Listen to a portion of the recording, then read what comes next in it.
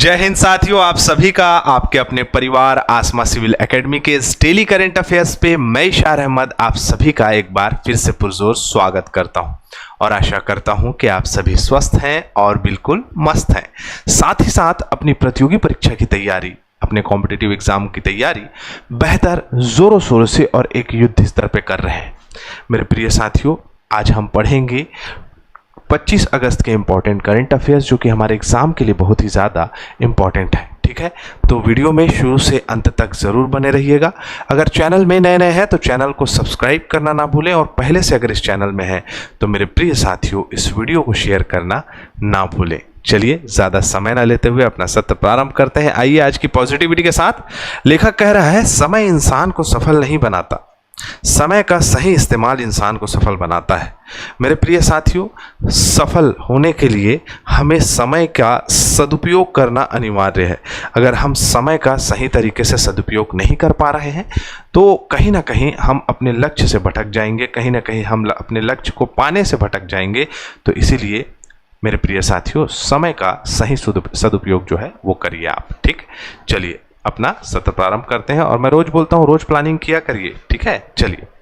हाल ही में केंद्रीय गृह एवं सहकारिता मंत्री अमित शाह ने लोकसभा में कौन से विधेयक प्रस्तुत किए हैं? तो भारतीय संविधान का 130वां संविधान संशोधन विधेयक, इसी के अंतर्गत केंद्र शासित प्रदेश विधेयक, जम्मू कश्मीर पुनर्गठन विधेयक 2025 ये पेश किए थे, जिसके बारे में मैंने एक शॉर्ट बनाया है, उसको आप देख सकते हैं। उसमें सारी जानकारियां आपको मिल जाएंगी। ठीक है, चलिए। आर्यभट्ट, साक्षी ने आंसर दिया है, आंसर नंबर डी बिल्कुल सही है। आर्यभट्ट प्राचीन भारत के महान गणितज्ञ, खगोल शास्त्री और वैज्ञानिक थे, जिन्होंने गणित, बीजगणित, त्रिकोणमिति, खगोल शास्त्र में अद्भुत योगदान दिया, जैसे शून्य की अवधारणा, पाई का मान। क्या बात है, शानदार। मैंने पढ़ाते पढ़ाते इस सवाल को पूछा था, बच्ची ने ध्यान दिया और उसने इतना डिटेल में जो है आंसर दिया। आप सभी को बताना चाहूँगा कि लास्ट में एग्जाम ओरिएंटेड जो है आपके क्वेश्चंस पूछे जाते हैं, जिसका आंसर आप ज़रूर दिया करिए। ठीक है, वो भी कमेंट बॉक्स पे, और वो आंसर जो है मैं प्रॉपर स्क्रीनशॉट लेकर आपका बोलता हूँ। ठीक है, चलिए। वेरी गुड साक्षी। अब है, दुनिया का सर्वाधिक प्राचीन सभ्यता कौन सा है? तो मेसोपोटामिया की सभ्यता जो कि इराक में स्थित है, ये सबसे प्राचीन सभ्यता मानी जाती है पूरे विश्व की। ठीक है, तो आप इसे याद रखें, वन लाइनर फैक्ट है। निम्नलिखित में से कौन सा शहर 2025 में 3 प्रमुख अंतर्राष्ट्रीय खेल आयोजनों, जिसमें राष्ट्रमंडल भारोत्तोलन प्रतियोगिता, कॉमनवेल्थ वेटलिफ्टिंग गेम, एशियाई एक्वेटिक्स चैंपियनशिप्स और AFC अंडर 17 एशियाई कप क्वालिफायर की मेज़बानी करेगा? वो है गुजरात का अहमदाबाद शहर। अहमदाबाद में ये 3 इम्पॉर्टेंट जो चैंपियनशिप है, अंतर्राष्ट्रीय खेल है, वो आयोजित किए जा रहे हैं, जिससे भारत को एक बहुत ही अच्छी पहचान मिलेगी खेल के क्षेत्र में। साथ ही साथ खेल नियोजन की एक बहुत ही बड़ा उदाहरण होगा, एक शहर में 3 आयोजन होना। ठीक है, तो देख सकते हैं आप, राष्ट्रमंडल भारोत्तोलन चैंपियनशिप 24 से 30 अगस्त तक चलेगा। नारपुरा स्पोर्ट्स कॉम्प्लेक्स अहमदाबाद में 29 देश इसमें पार्टिसिपेट कर रहे हैं और 350 से ज़्यादा एथलीट इसमें पार्टिसिपेट करेंगे। क्लियर है? उसके बाद है एशियाई एक्वेटिक्स चैंपियनशिप, जो कि सितंबर-अक्टूबर में होगा 2025। चीन, जापान, कोरिया और अन्य एशियाई देश इसमें शामिल होंगे, जिसमें तैराकी, गोताखोरी, वाटर पोलो, है ना, सिंक्रोनाइज्ड तैराकी, ये प्रमुख जलीय खेल होने वाले हैं। ठीक है, जलीय खेल बोल सकते हैं। वैसे ही AFC under 17 Asia cup 2026 qualifier जो है 22-30 नवंबर 2025 को होगा। The arena boy Transstadia Ahmedabad, group D टीमें भारत, ईरान, चीन, ताइपे इसमें शामिल होंगी। ये तीनों के लोगो जो है आपके लगे हुए हैं इसमें, और मैं बता दूं कि इसका PDF हमारे टेलीग्राम चैनल में आपको मिल जाता है। रोज करंट अफेयर के बाद इसे जो है अपलोड कर दिया जाता है। ठीक है, भारतीय सेना ने समन्वय शक्ति 2025 नामक 10 दिवसीय नागरिक सैन्य एकीकरण अभ्यास कहाँ शुरू किया है, जो 29 अगस्त तक चलेगा?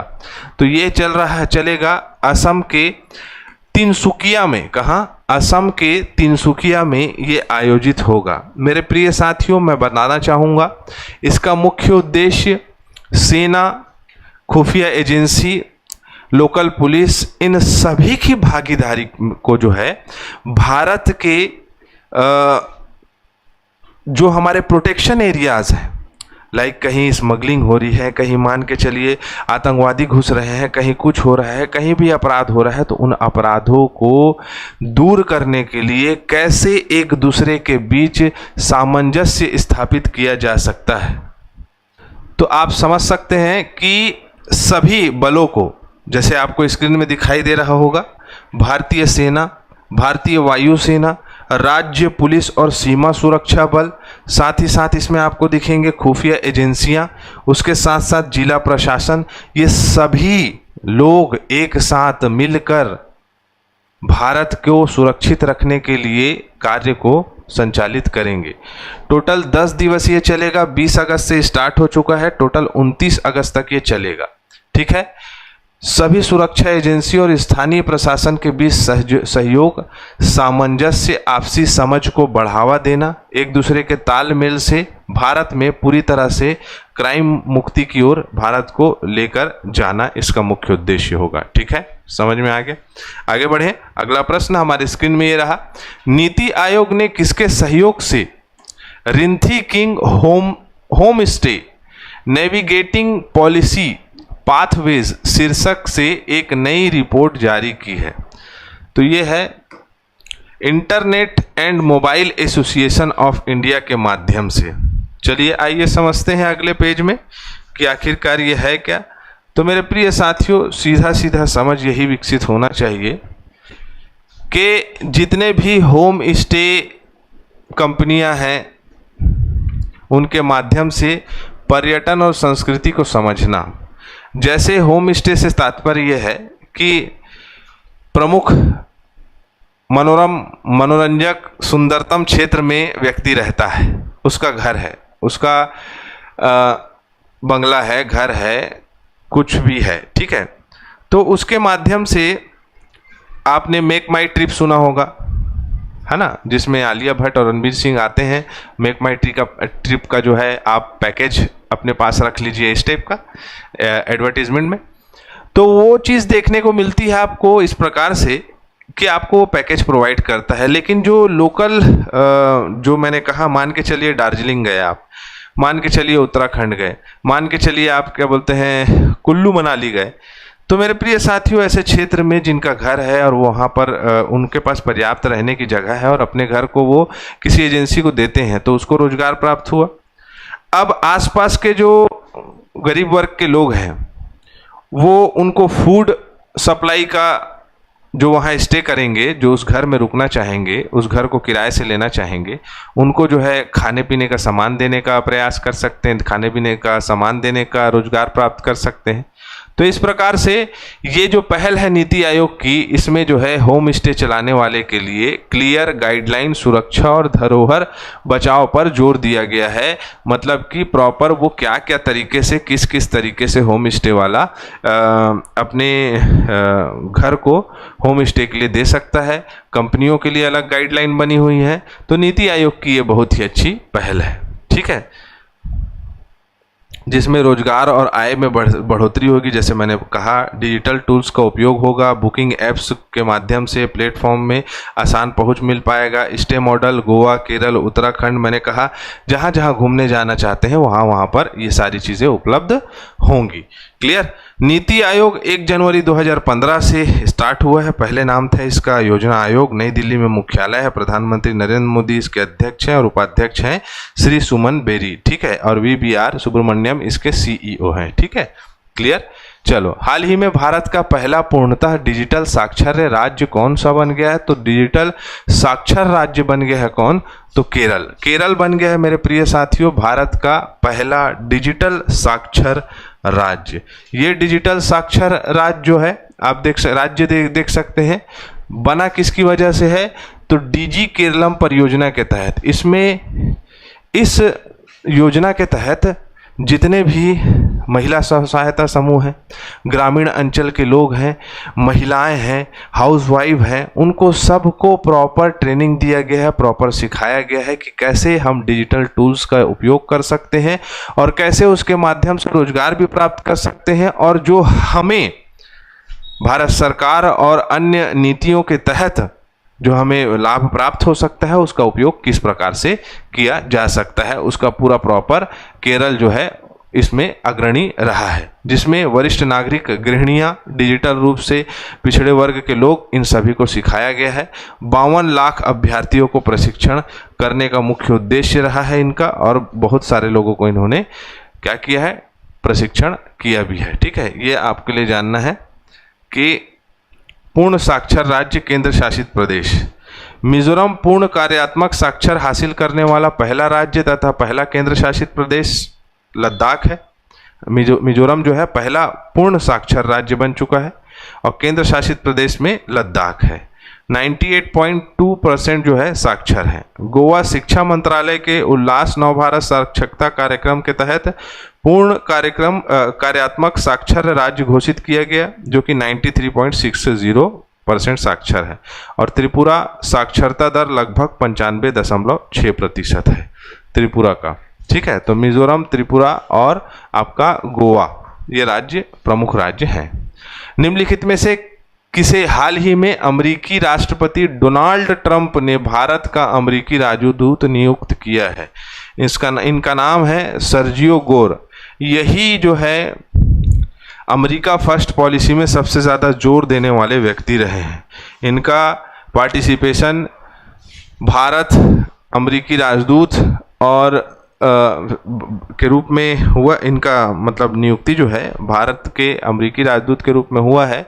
लेकिन मैं आपको भी सभी को बताना चाहूँगा कि बहुत बड़े पक्षधारी हैं ये अमेरिका के, और इसीलिए इन्हें यहाँ रखा गया है। और जो ट्रंप की टैरिफ नीति है उसके माध्यम से कहीं ना कहीं ये जोर दिखाई देता है कि इस व्यक्ति को नियुक्त करने से काफ़ी संघर्ष देखने को मिलेगा। ठीक है, सर्जियो गौर, ये फोटो दिख रहा है इनका। चलो, इतना ही जानना ज़रूरी है, इनके लिए काफ़ी है।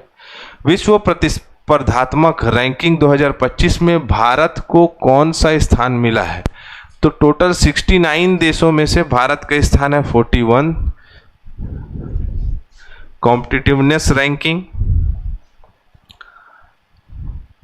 पहले स्थान में कौन है? पहले स्थान में है स्विट्जरलैंड 100 अंक के साथ, है ना, लगातार फर्स्ट रहा है ये। सिंगापुर दूसरे नंबर में है। कुल टोटल देश है इसमें 69। क्लियर? और इसको जारी करता कौन है इसमें? International institute for management development, Lausanne, Switzerland में इसका मुख्यालय है। 1990 में इसकी स्थापना हुई है ना। ये जानना जरूरी है, कॉम्पिटिटिवनेस के क्षेत्र में किस प्रकार से भारत अपना रैंक रखता है, ये जानना जरूरी है। उसके साथ साथ 2025 में भारत का वैश्विक रैंकिंग देखें, किन किन क्षेत्रों में कौन कौन सा है, एतिया बाबू तय। मानव विकास सूचकांक में 130 नंबर में है, भूख सूचकांक में 105 में है, प्रेस स्वतंत्रता में 161 में है, लिंग अंतर सूचकांक में 126 में है, लोकतंत्र सूचकांक में 47वें नंबर के हैं, नवाचार सूचकांक में 40 नंबर का है, खुशहाली रिपोर्ट में 118 है, शांति सूचकांक में 126 है, भ्रष्टाचार सूचकांक में 96 है। ठीक है, तो ये सूचकांक से संबंधित प्रश्न सीधा सीधा पूछा जाता है, याद कर लीजिए। चलिए रिवीजन करते हैं फटाफट। 23 अगस्त को अंतर्राष्ट्रीय अंतरिक्ष दिवस मनाया जाता है, राष्ट्रीय अंतरिक्ष दिवस मनाया जाता है। चंद्रयान 3 दक्षिणी ध्रुव में सफलतापूर्वक उतरा था। 15 जो आपका 21 अगस्त से संसद और मानसून सत्र अनिश्चितकालीन स्थगन कर दिया गया है इसका, जिसमें 15 टोटल जो है विधेयक पारित किए गए हैं। मोहम्मद सलाह जो है सबसे बेहतरीन खिलाड़ी के रूप में professional footballer association player of the year चुने गए हैं। अर्जुन बाबूत, रुद्राक्ष पाटिल, किरण जाधव, ये जो है एशियाई शूटिंग चैंपियनशिप 2025 में पुरुष 10 मीटर एयर राइफल टीम स्पर्धा में इन्होंने स्वर्ण पदक जीता है। शिपिंग और लॉजिस्टिक के क्षेत्र में सऊदी अरब भारत के बीच में समझौता हुआ है।